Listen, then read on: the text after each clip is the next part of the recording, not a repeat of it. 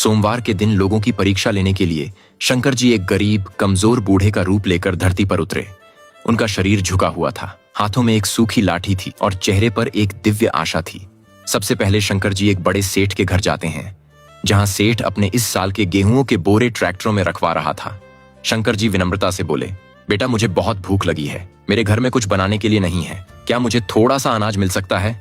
सेठ चिढ़ते हुए बोला, अरे बूढ़े, तेरे घर अनाज नहीं है तो मैं क्या करूं? मैं कोई धर्मशाला नहीं हूं, निकलो यहां से। और उसने नौकरों से कहकर शंकर जी को घर से बाहर निकलवा दिया। शंकर जी चुपचाप शांत भाव से आगे बढ़ गए। फिर शंकर जी एक बहुत बड़ी अनाज की दुकान में जाते हैं, जहां लोगों की बहुत भीड़ लगी रहती है और दुकान में बहुत सारा गेहूं और अनाज होता है। शंकर जी हाथ जोड़कर बोले, बेटा मेरा पेट बहुत दर्द कर रहा है, क्या मुझे कुछ खाने के लिए मिल सकता है?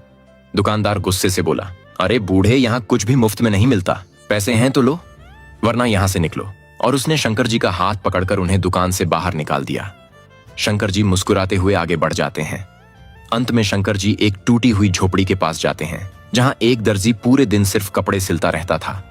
फिर भी उसके पास सिर्फ एक वक्त का ही खाना रहता था। शंकर जी ने धीरे से कहा, बेटा मैं कई दिनों से भूखा हूं, क्या मुझे कुछ खाने के लिए मिल सकता है? दर्जी ने बिना सोचे अपना एक वक्त का खाना शंकर जी को दे दिया और बोला, बाबा आप आराम से खाइए और कुछ देर मेरी झोपड़ी में आराम भी कर लीजिए। इतना सुनते ही शंकर जी अपने दिव्य रूप में प्रकट हो जाते हैं। शंकर जी दर्जी की झोपड़ी को एक सुंदर पक्के मकान में बदल देते हैं और उसका घर बहुत सारे अनाज से भर देते हैं। लेकिन अब तो फिर भी किसी ने शंकर जी के लिए लाइक और सब्सक्राइब नहीं किया।